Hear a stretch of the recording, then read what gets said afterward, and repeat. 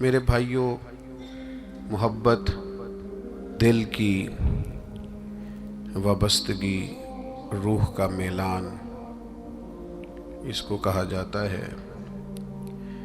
دل انسانی جسم کا بادشاہ ہے۔ جو چیزیں دل میں پنپتی ہیں، جو خواہشات دل کے اندر قرار پکڑتی ہیں، سارا وجود وہی کرتا ہے۔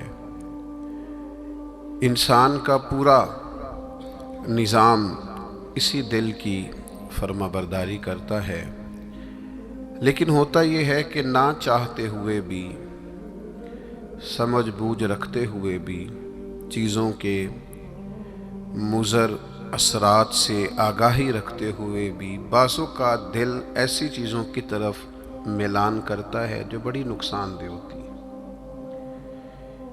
انسان کے وجود کا بھی، اس کی روح کا بھی، اس کے باطن کا بھی وہ چیزیں بہت زیادہ نقصان کرتی ہیں، لیکن انسان ان سے بعض اوقات نجات نہیں حاصل کر پاتا۔ مثلا سب کو پتہ ہوتا ہے کہ ہرس، لالچ، ہوس یہ کوئی اچھی چیز نہیں۔ اللہ تعالیٰ اگر ضروریات کا رزق عطا کر دے اور ضروریات پوری ہونے لگ جائیں تو بہت اچھا ہے، لیکن نہ چاہتے ہوئے بھی بعض لوگ مال کی ہرس میں، ہوس میں، لالچ میں مبتلا ہو جاتے ہیں۔ یہ محبت دن بدن بڑھتی چلی جاتی ہے۔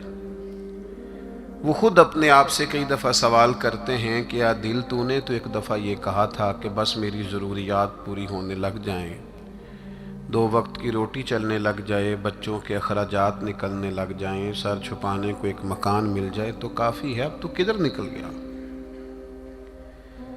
لیکن بہت سارا اس سے بڑھ کر اللہ نے فضل کر دیا، خواہش سے بڑھ کر عطا کر دیا، لیکن کہیں ٹھہراؤ نہیں ہو پا رہا، دل رک نہیں رہا۔ روز مال کی محبت، مال کا لالچ بڑھتا چلا جاتا ہے۔ یہ اس قدر زیادہ نقصان کرتا ہے کہ نبی کریم صلی اللہ تعالیٰ علیہ وسلم نے ارشاد فرمایا کہ دنیا کی محبت ہر گناہ کی جڑ ہے۔ یعنی لوگ سمجھتے ہیں کہ معمولی بات ہے کہ میرے دل میں مال کی محبت بیٹھ گئی ہے، لیکن یہ بڑا گہرا مرض ہے۔ بعض لوگ کہتے ہیں نا کہ یہ مرض آ جائے تو اس کی وجہ سے 70 مرض اور بھی لگ جاتے ہیں۔ تو یہ دنیا کی محبت وہ مرض ہے، مال کی محبت وہ بیماری ہے کہ جس کی وجہ سے سینکڑوں امراض پیدا ہوتے ہیں، حلال حرام کی تمیز اٹھ جاتی ہے، رشتوں کا تقدس پامال ہو جاتا ہے، بہن بھائیوں کے رشتوں میں دراڑ آ جاتی ہے۔ لوگ اس مال کی محبت میں مبتلا ہو کر خونی رشتوں تک کو بھول جاتے ہیں۔ تو اگر محبت کو صحیح رستہ نہ ملا، یہ محبت الہی اور محبت رسول صلی اللہ تعالیٰ علیہ وسلم کے خوبصورت عنوانات کی عادی نہ ہوئی، تو پھر یاد رکھیے گا کہ مال کی محبت تو پورے طور پر اجاڑ دے گی، اندر کو تباہ کر دے گی۔ ایک دوسری محبت بڑا نقصان کرتی ہے، وہ ہے شہرت کی محبت۔ میں چاہا جاؤں، میری شہرت ہو جائے، لوگ مجھے جانیں، کوئی ایسا طریقہ اپناؤں جس کی وجہ سے دنیا کے اندر فیمس ہو جاؤں، لوگ میرا نام لینے لگیں۔ آپ یقین کریں، سوشل میڈیا کے اوپر بڑے بڑے وزادار، بڑے بڑے باریش لوگ، بڑے بڑے اچھے اور اچھی قد و قامت اور اچھا نام رکھنے والے لوگ فقط مشہور ہونے کے لیے وہ حرکتیں کرتے پھرتے ہیں کہ کوئی بھی سنجیدہ آدمی دیکھے تو شرم سے اس کی نظر جھک جاتی۔ یہ شہرت، اس کا لالچ، یہ شہرت کی طلب اور شہرت حاصل کرنے کے لیے ایسے خطرناک طریقوں کا حصول، شہرت حاصل کرنے کے لیے ایسے کمزور اور ایسے اخلاق سے گرے ہوئے رویے کا انداز تباہ کر دیا اس نے، دنیا کو اجاڑ کے رکھ دیا ہے لوگوں کو۔ آپ یقین کریں، अच्छे भले समझदार लोग थे, अच्छे भले मामला फहम लोग थे, उलझ गए हैं। ज़हन बन गया है कि बस जो कुछ है वो यही शोहरत ही है। ओ मेरे भाइयों सुनो, हज़रत मौला अली शेर खुदा फरमाते, मुसन्नफ़ इब्न अबी शैबा में मौजूद है, हज़रत मौला कायनात फरमाते हैं, उसे मुबारक हो जिसे थोड़े लोग जानते हैं। वो काबिले मुबारकबाद है जिसका तारुफ कम लोगों में, जिसको ज़रा ज़्यादा लोगों में जिसकी शनाख्त नहीं है। मेरे भाई, आप कभी उन लोगों से पूछ कर तो देखो, उनसे कभी मुलाकात तो करो जो बड़े मशहूर हो गए। कभी उनकी तन्हाई में उनके पास तो बैठो, उनसे पूछो तो सही। इस शोहरत के सबब से उन्हें कुछ ऐसे काम भी करना पड़ते हैं जो वो करना नहीं चाहते। उन्हें कुछ ऐसे रस्तों से भी गुजरना पड़ता है जहां से गुजरने का कभी उन्होंने सोचा भी ना था।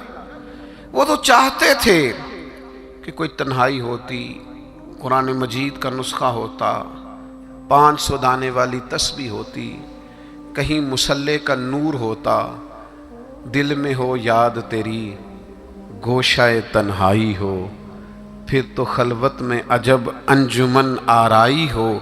दिल चाहता था, लेकिन ये शोहरत, इसकी तलब। हाँ, एक बात है, अगर आप शोहरत चाहते हैं, मारूफ होना चाहते हैं, मशहूर होना चाहते हैं, बहुत सारे लोगों में चाहते हैं कि आपका नाम सुनहरी हरूफ से हो और ज़्यादा लोग आपको जाने पहचाने, तो कुरान मजीद ने नुस्खा दिया है।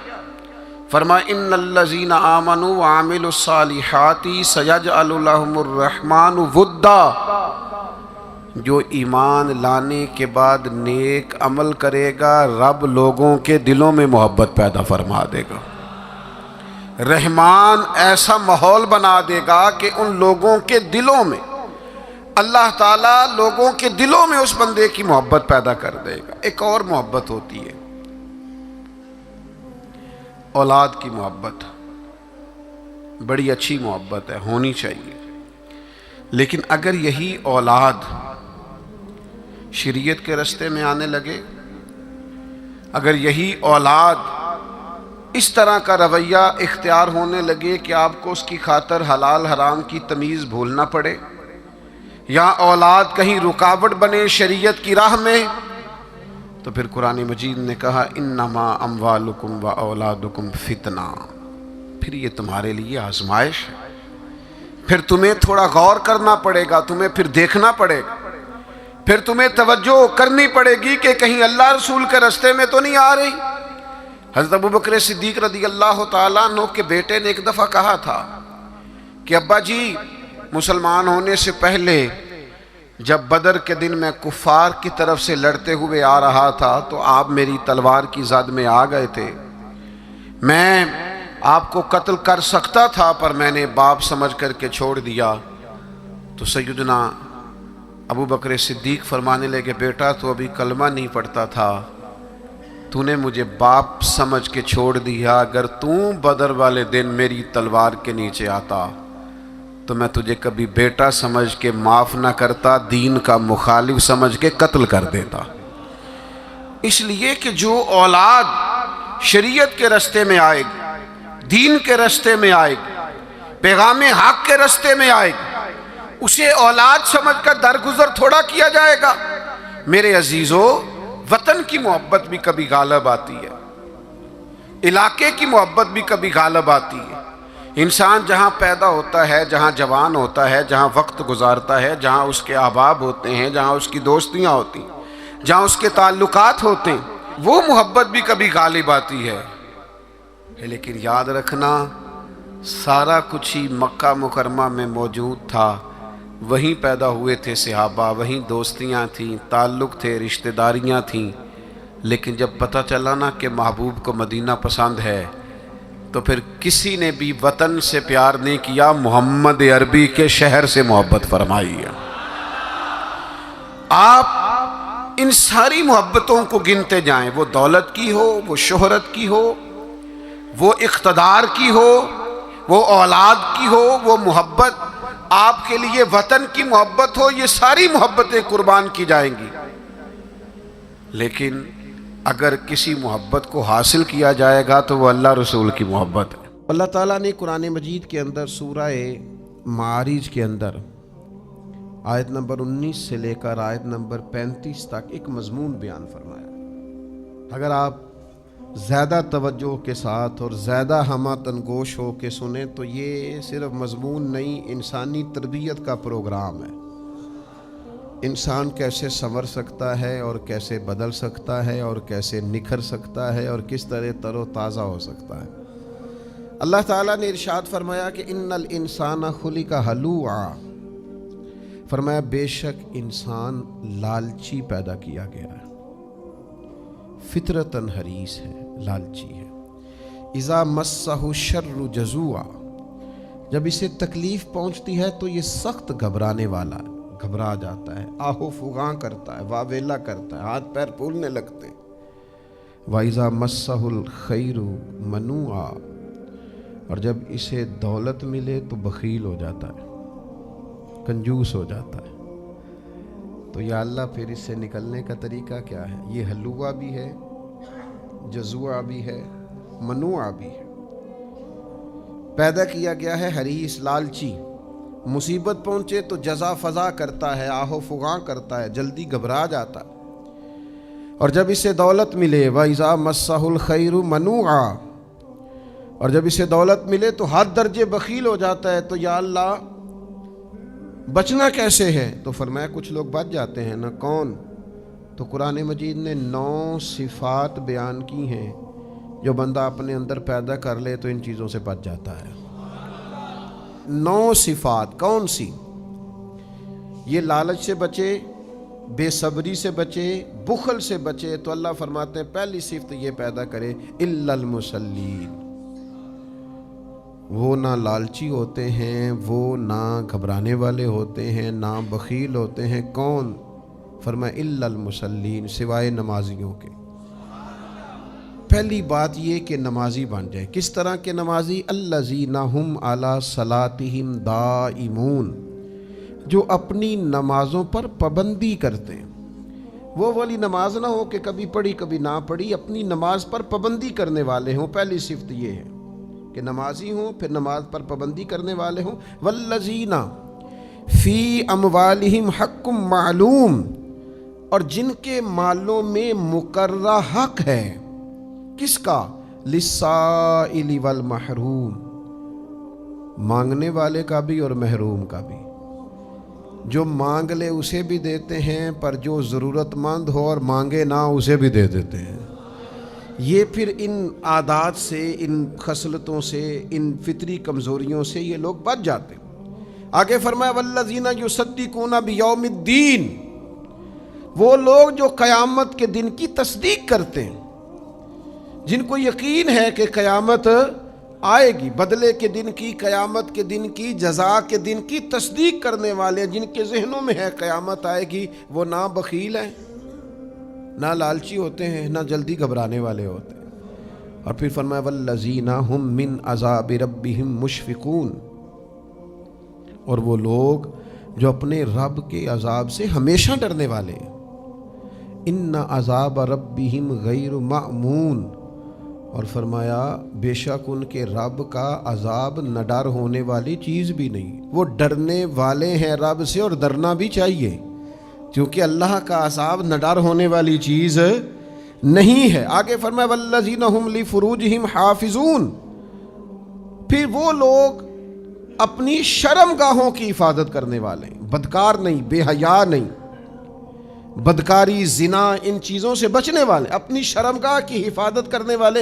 ہاں الا علی ازواجہم او ما ملکت ایمانہم فانہم غیر ملومین، ہاں اپنی بیویوں کے پاس جائیں یا اپنی کنیزوں کے پاس، باندیوں کے پاس جائیں تو ان پر کوئی ملامت نہیں، وہ جائیں کوئی حرج نہیں، لیکن باقی وہ بچتے ہیں، اپنی شرمگاہ کی حفاظت کرتے ہیں۔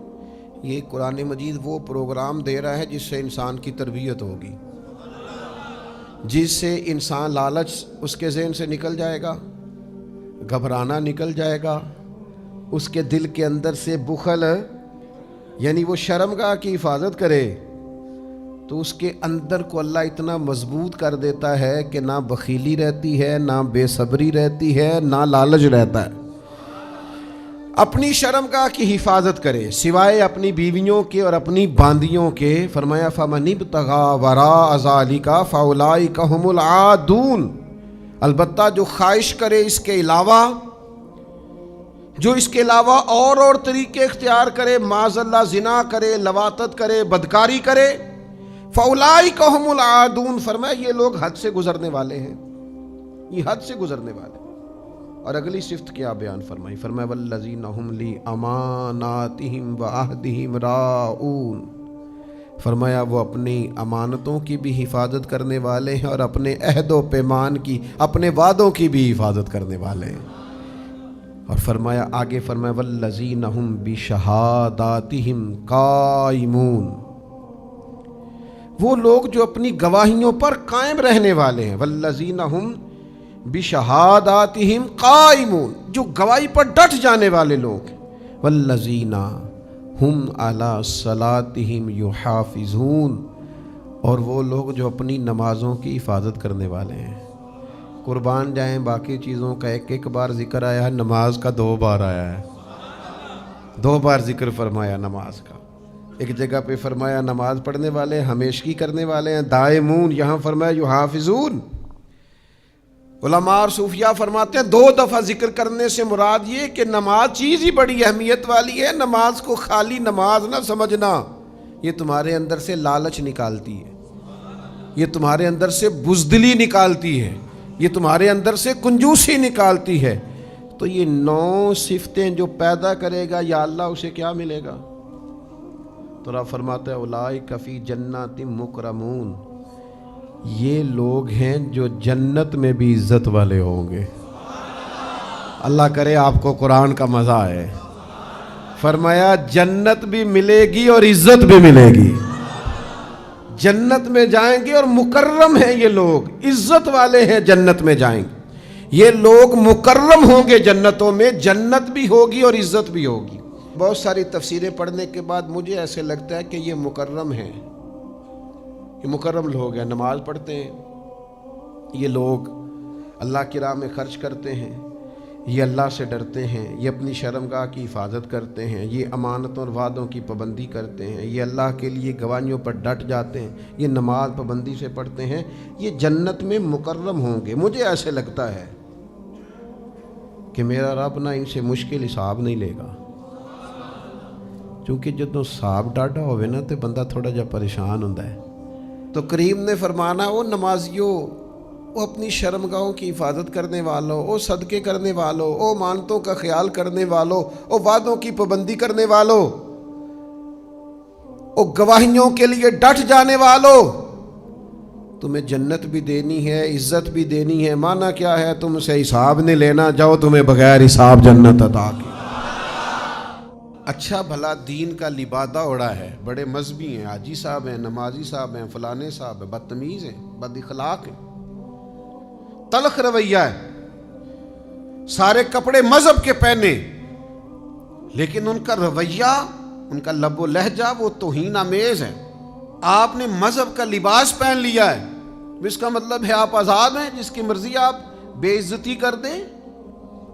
بعض لوگ دینی ہو کر، مذہبی ہو کر، نیکی کا نام لے کر وہ بدتمیز ہوتے ہیں، بد اخلاق ہوتے ہیں۔ آپ پوچھ لیں جا کر کے ان کے اہل خانہ سے اور ان کے ساتھ رہنے والے لوگوں سے کہ ان کا رویہ ٹھیک نہیں ہوتا، تو کیا یہ نمازیں، یہ روزے، یہ حج، یہ زکاتیں، یہ عبادتیں، یہ تسبیحیں، یہ خیراتیں یہ بڑی نفع بخش ہوں گی؟ سنو، امام بہقی حدیث لائے، نبی پاک علیہ السلام کی خدمت میں عرض کیا گیا یا رسول اللہ، ایک عورت رات کو نفل پڑھتی ہے، دن کو روزہ رکھتی ہے، ساری رات نفل پڑھتی ہے، اتنی عبادت گزار ہے، ہر روز نفلی روزہ رکھتی ہے، لیکن حضور وہ بد اخلاق بھی ہے۔ اور بتانے والے نے وضاحت دی کہ یا رسول اللہ، اپنی زبان سے اپنے پڑوسیوں کو تکلیف دیتی ہے۔ پس منظر پھر سمجھو، ساری رات نفل پڑھتی ہے، ہر روز دن میں نفلی روزہ رکھتی ہے، یہ معیار اور یہ سٹیٹس ہے اس کی عبادت کا، لیکن حضور بد اخلاق ہے، اپنی زبان کے تیروں سے، اپنی زبان کی تلخی سے اپنے پڑوسیوں کو تکلیف دیتی ہے۔